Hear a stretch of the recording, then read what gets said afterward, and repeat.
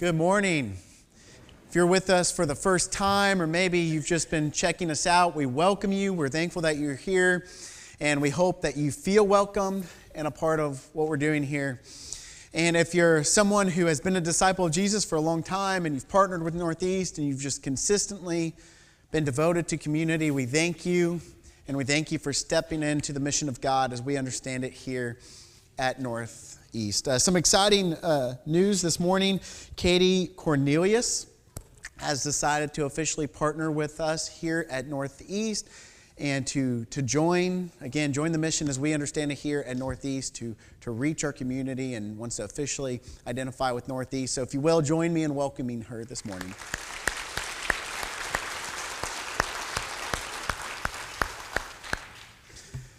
So as we get started this morning, I want to make a confession to you. It was a long time ago, as I started stepping into the mission of Jesus myself, I felt a little uncomfortable with inviting people to church. And that seems like something weird that a preacher might say to you on a Sunday morning. All right, aren't you supposed to encourage us to do that? But if I'm honest, I was uncomfortable. Now, I wasn't ashamed or afraid of talking about Jesus, in fact, and I'm not bragging at all, but I did that quite a bit. But in the context I was in, and this isn't to put down the village I grew up in, the faith village, if you will, a community and church, but there's just certain things that I was worried a guest would experience if I had brought them to the church that I was currently in at that time.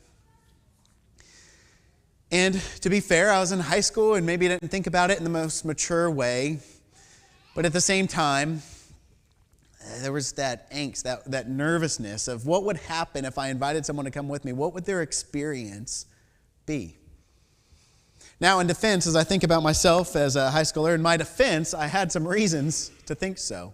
In fact, on one occasion, I may have shared this with you before, but on one occasion, there was a young lady, and she was carrying her Bible with her. In our congregation, we were really serious on which translation you used. We cared more about that than whether or not you followed Jesus. And so this man comes up to this young lady, snatches the Bible out of her hand, and checks which translation she was reading, and to make sure it was the right one. It was not. And so he then proceeded, according to him, and then proceeded to tell her about that. On another occasion, I remember we had some guests come in, and it all looked like it was going really well. And there was this man, he was leading them down to find a pew. That is, until they went to go sit in a certain seat. He said, "Oh, no, that's where so-and-so sits," and then took them to another seat. And so maybe you can imagine then why I had some nervousness about bringing some of my friends to church and what their experience might have been. Now, I can't claim that I was perfect in that. I was actually part of that culture as well at that time, because that's how I understood it. But as I look at that experience, I don't say that to put down people who had an impact on my faith. In fact, part of the reason I'm standing before you is because of the impact that preacher of that church had on my life. Overall, wonderful people, good people. But there was a feel in the congregation and in leadership that our purpose was to get the Bible right, to get faith right, and after that, we've pretty much arrived, and it's about maintaining the status quo. And in their case, there's a lot of energy and time in maintaining the building that we met in. And it was kind of neat, but at one point, they actually, and I'll come back to this later, but they actually invited some of the teens to come into their meetings. We didn't have a former eldership, and so there was a meeting of men who got together to plan the needs of the church and to plan what needed to happen next. And they actually brought us in. And I'm going to come back to that towards the end of the lesson. But it was very eye-opening to me. And it taught me that we had this culture of maintaining what we had rather than trying to be inclusive and bring people in, draw people to Jesus. And I'll come back to that here in a bit. But ultimately, what I came away with as an early high schooler was we didn't give much thought to how people how to welcome people in, how to invite people in to community. And as I think about that, I must submit to you, maybe you felt that way before. And I must admit, even now, many, many, many, many years later, I don't always get that right. Maybe you, at times, have been nervous about inviting people into your church, whether that was somewhere else or whether that was here. Or maybe you're worried about what that young blonde preacher is going to say on Sunday. But we all have reasons that maybe we have angst. But as I think about Northeast, I think we do a really good job. If I could brag on our church for a minute, I think we do a really good job. But we can always take continued steps in that area. And I don't always get it right. When I think about what I'm going to say on a Sunday, and I think about what we're going to talk about as a church and study through, and I talk to other leaders in our church and other people and get input. But as I think about those things, I really do try to preach in a way that includes the unbeliever in the room, that includes people who are far from God or people who've walked away from church. Like I have them in mind. I don't always get that right. And my apologies to you if you ever bring someone and maybe I don't say something as bold as you think I should have said it, or I wasn't as sensitive as maybe I should have been. We're not always going to get that right. But we as a church need to have this heart for the mission of God, as we've been talking about in this series. In realizing that ultimately we want people to be drawn to Jesus. Now, as I transition that thought, I want us to keep in mind, as we talk about inviting people to church, we're talking more about just getting people to show up on a Sunday. That the mission of God's bigger than, and I say that in quotes, is bigger than inviting people to church. That as we have highlighted over and over again in the last 6 weeks in this series, that the mission of God began in the beginning of creation, where God created male and female humanity, created in His image, in His likeness, and He gave them a mission to be His partners in the world as they have right relationship with Him, to go out to bring goodness, His goodness on earth as it is in heaven. And ultimately, we failed at that in the fall, and what we see in the garden. And since that point, God has been restoring His mission as He restores us in right relationship with Him. And He does that by drawing people to Him one person at a time. And that mission ultimately climaxes and reaches a crescendo at the point when Jesus became flesh, dwelt among us. And He gives a call out to His disciples. And He says, "Follow me and I will make you become fishers of men," in Mark chapter 1, verse 17. And that same calling stands for us today as well, as He calls us into following after Him. And based on this verse, what that means and what we've been talking about is finding and following Jesus, being changed by Jesus, joining the mission of Jesus, which then ties to our mission and purpose here at Northeast, which is love God, grow deeper, share Jesus. And this is a little extra. I wasn't planning on saying this, but I was listening to an audiobook this week about setting good habits. And it was talking about that the ultimate way to reach goals is to not focus on the goal all the time, but to focus on the process. And I don't know about you, but a lot of times when we've been part of church, it's been all about reaching a certain number, or reaching, or being financially stable, or having so many in attendance. And none of those things are bad. Those things are all good, and they can be good metric points for what a healthy church might be. A healthy church grows. A healthy church is generous. But I think when we make it about those goals, we forget the process. And actually what Jesus calls into, He says, don't worry about the outcome. God takes care of outcomes. He says, but you need to be committed to the process of consistently finding and following Jesus, being changed by Jesus, joining the mission of Jesus. The rest is in God's hands. The rest is out of our own. But we show up week after week, be committed to this process of becoming more like Jesus, and God will take care of the rest. But as we've been talking about, jumping into the mission of God, we've been defining what that looks like here at Northeast and talking a bit about that. And we've talked about going and doing, showing up and serving. We've talked about go and tell. Right? There comes a time where we need to actually share the news of Jesus with our friends and with our neighbors and actually talk about Jesus. It's not enough just to be servant-hearted and just to have a good example, but at some point we need to speak up and to say something about Jesus. But this morning we look at this invitation Jesus gives, as you saw on the screen at the beginning, come and see. I want to jump into that as we think about what it means to invite people to church and what this invitation Jesus has of come and see and how we can better understand our role in inviting people.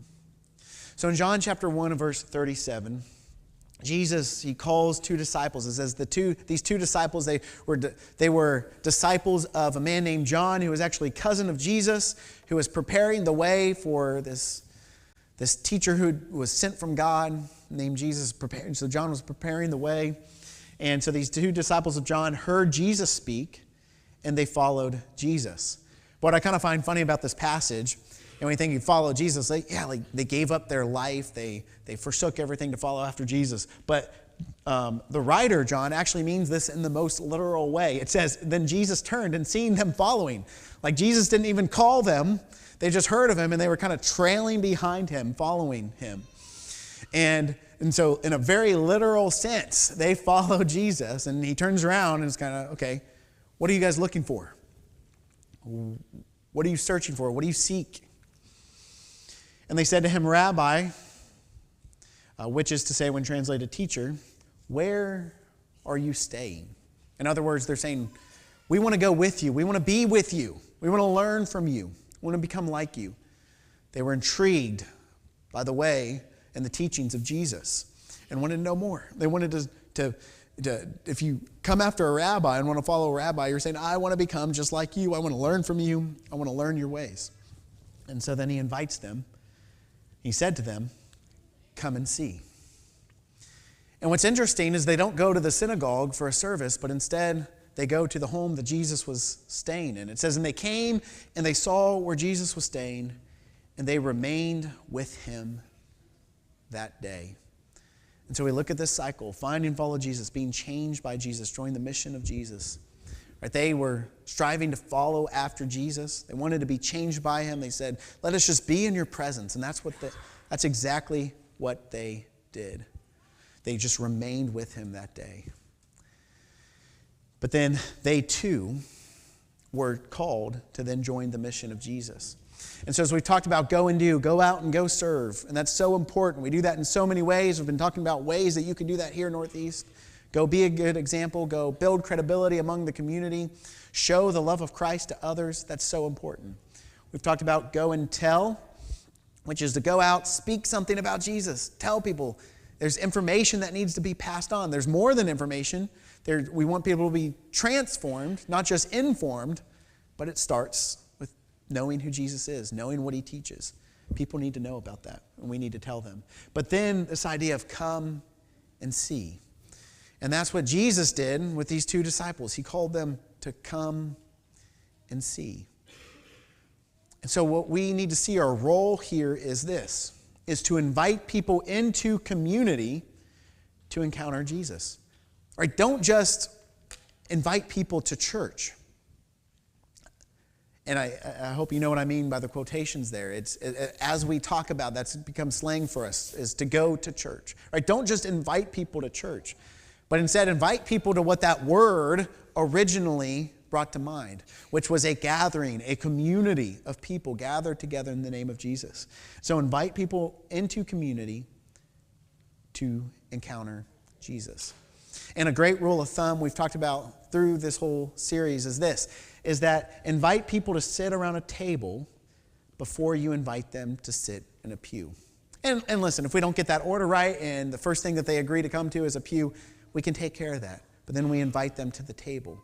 But this point is one of priority, is that it's not just enough to say, oh, we've boosted our attendance, we've got more people coming, but we're inviting people to what church really was meant to be, which is community.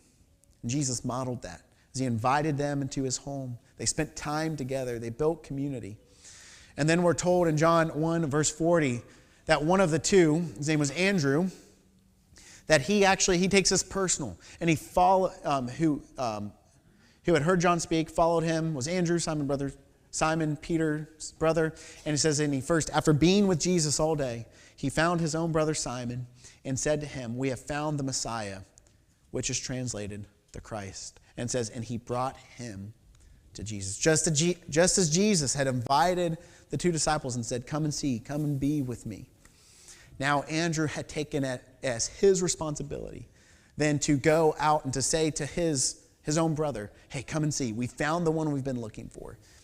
And he brought him to Jesus. And as they say for Peter here, the rest is history. But it started with this invitation, come and see.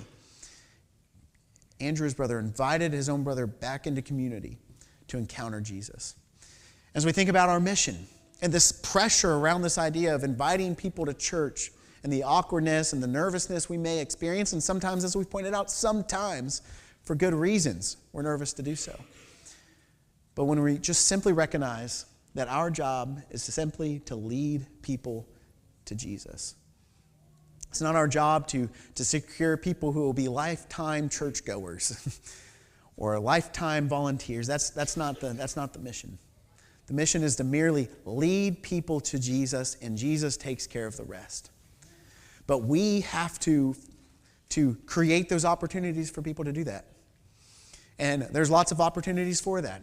One of our jobs in stepping into the mission of Jesus is to create opportunities for people to encounter Jesus. Now, don't get me wrong. God's going to open the door. He's going to make his own opportunities. But as we join the mission of Jesus, we are also creating opportunities for people to encounter Jesus. As we look at all that's going on here in Northeast, and we think about how do we invite people to come and see? What's that look like? We look at all the opportunities that we have to invite people to various ways in which they can connect to community to then encounter Jesus. Yes, there's going to be people who I don't think they mind me sharing this, like Doug and Sue. They hear the message. Doug and Sue Price, Doug is one of our elders here. They heard the message of Christ on the radio, and then they got plugged in community. Right, that's going to happen. God's going to work all kinds of ways. But we realize one of the primary ways that this is going to happen is first we invite people into community, especially in our culture where people are starving for friendship, are looking, there's chronic loneliness in our culture today. That we can create opportunities, invite people into community, and it's within community they can encounter Jesus. God's going to work other ways as well. But as we see it as so far as it depends on us, right, we create those opportunities. And there's a lot of ways, of course, and inviting people to be part of our Sunday gathering. And that's not a bad thing. Don't take my comment about sitting in the pew as something meant to be derogatory. Just saying that's not the only way and that's not the primary way we invite people into community. But when we invite people to be a part of what we're doing Sunday morning, that's a great way. It's a joyous, it's a celebration. We're coming together, praising God together. And we see in 1 Corinthians 14 that the hope is that people will see that God is working among us and that they will worship him when they come. But that's not the only way. We can invite people in a smaller gathering like our midweek gathering, which will be starting back up here in the fall. Another great way to invite people into community, to say, come and see, be part of this community, is to invite people into your life group. Right? Always, our life groups are great for building community amongst ourselves, doing life with people, but it's also designed to be a way that we invite people in. And if our life groups become too exclusive and too just about building relationships with one another, we miss an opportunity to invite people around a table in a really important way or in a living room rather than merely to a pew. And that's just one more way that we can invite people in and to be a part of the community that we have. Other opportunities that we have here at Northeast, it could just be inviting people into your home. Being part of what you've got doing, being part of your life, whether it's just going and getting coffee with one another, inviting people to dinner, inviting people to watch the Super Bowl, right? Inviting people to watch the Olympics, whatever it might be, just inviting people to do life with you. And then through that, build a relationship where you can talk about Jesus. Another great way is an opportunity to tell people, come and see. is to invite people into the service projects that we have going on here at Northeast. And so many of you have already been doing that, and it's kind of stimulated my thoughts of what an awesome opportunity for us to invite people in. Whether that's to invite a guest to take part with you at City Gospel Mission, not just merely saying, hey, we've got this opportunity for you to go serve downtown, to serve the homeless community downtown. It's at this time, this place. Hope you'll go and serve. But saying, hey, Andy Huntoon, one of our deacons here, he's leading a group on this date at this time to go down to City Gospel Mission to serve. I'm going. Will you come with me? If I came and picked you up, would you go down and serve with me? It's an opportunity not only to do good, but to serve alongside one another, build community, and in hopes that they'll encounter Jesus. And the same thing goes with Matthew 25, and the same thing goes with our work with Stewart Elementary when we go and do work over there, or our work with Focus on Youth, or the various projects that you'll see us doing throughout the year. Those are all opportunities for us to partner and build community with those far from Jesus in hopes that they'll encounter Jesus. And then as we said, our gatherings, whether that's Sunday morning gathering, midweek life group, or big events like Vacation Bible School, or Fall Festival, or our Christmas Eve service, or our Easter service, all those things, we can say that those things are for us, where we get to have community together.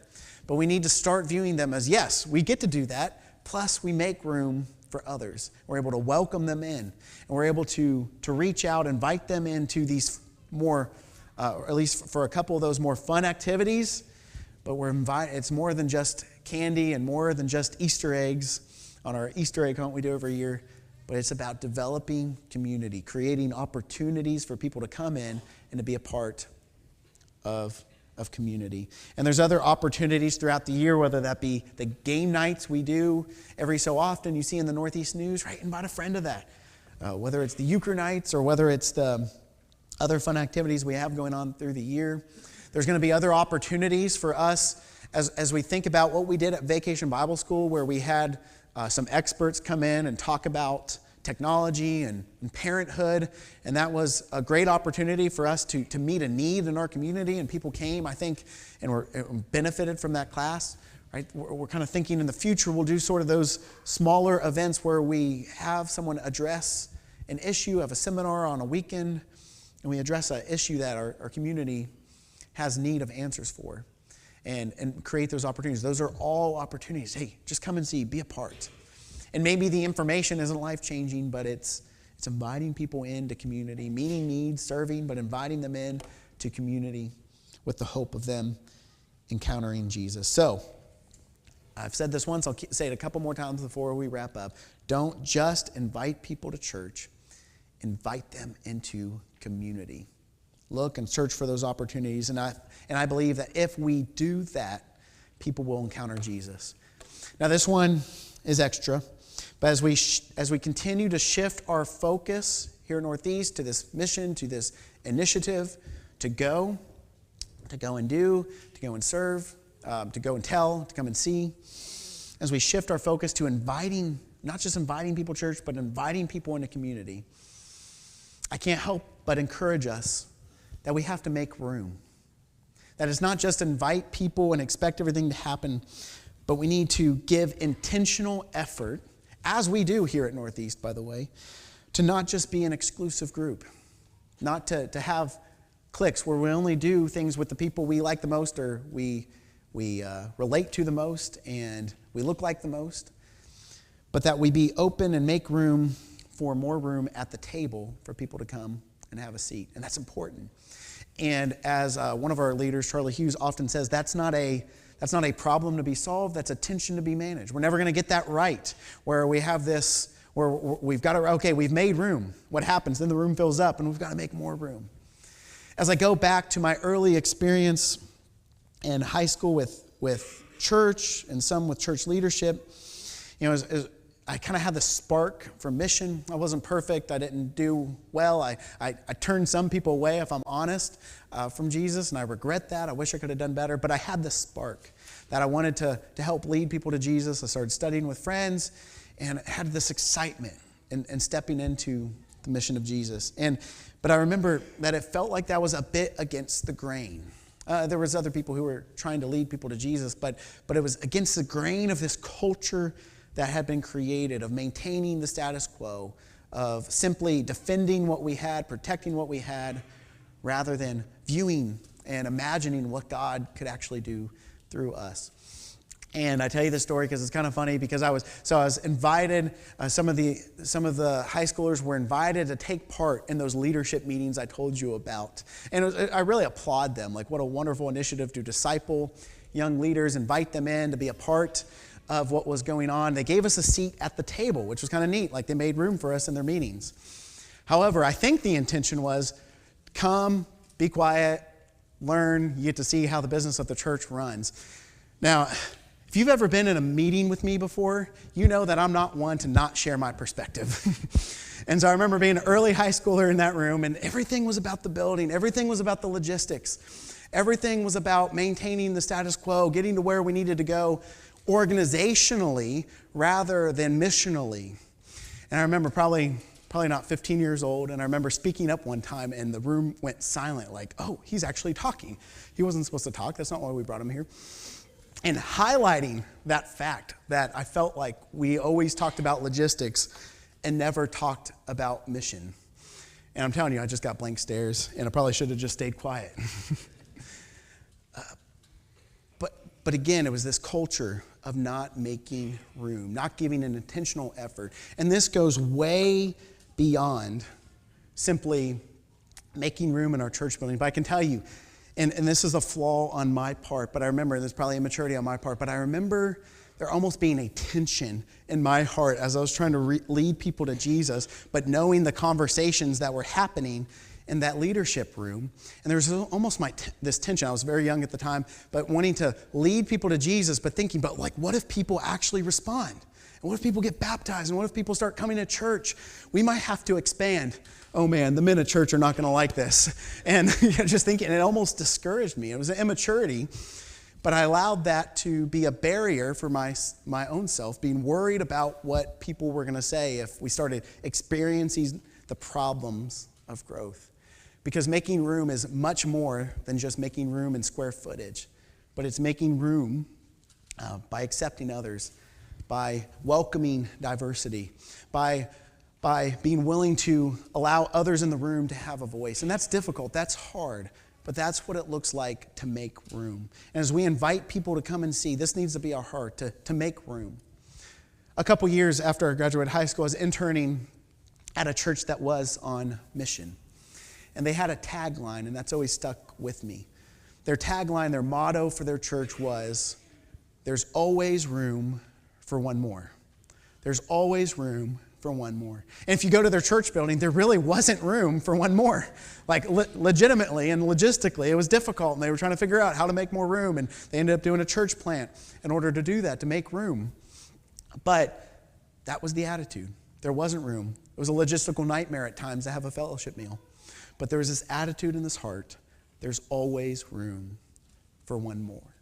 That needs to embody our hearts as individuals. That needs to embody the heart of any church and their leadership and their vision to go forward. Because that was the heart of Christ as he left the 99 and all of our needs and all of our wants and how we think things should be done in order to reach the one. And then it was the 99's responsibility to make room for that one to return home. And I think we do that incredibly well here at Northeast. But of course, like any church, there's always more steps to be made. More steps as we go and do, serve others, love others, show people the love of Christ through our example and through our acts of kindness. As we go and tell, as we invite people in our home, are able to share the message of Jesus, the message of the gospel with them, perhaps for the very first time.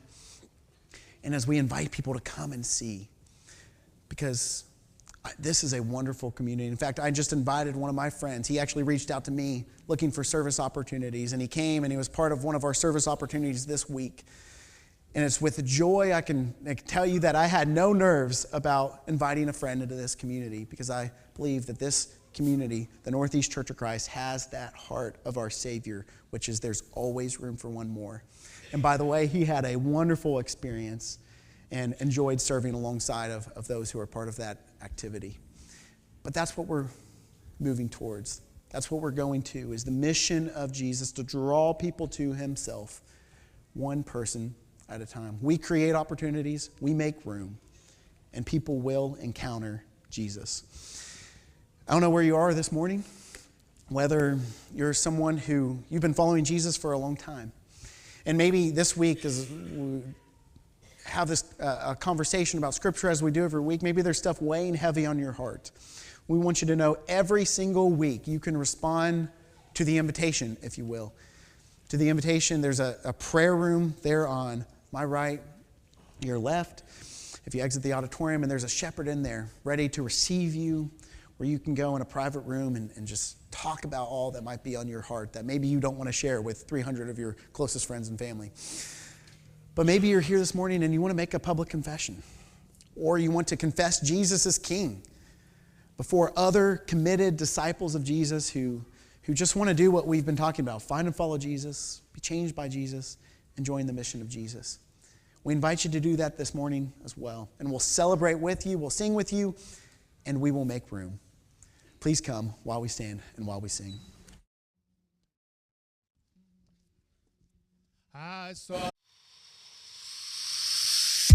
We are so thankful that you've decided to participate in worship with us today. Now, I don't know where you are in your relationship or journey with Jesus, but I believe that the Northeast Church is a place that can help you walk more closely with Him. Please reach out to us or join us in person sometime, and you can find out more information about us at northeastchurch.com.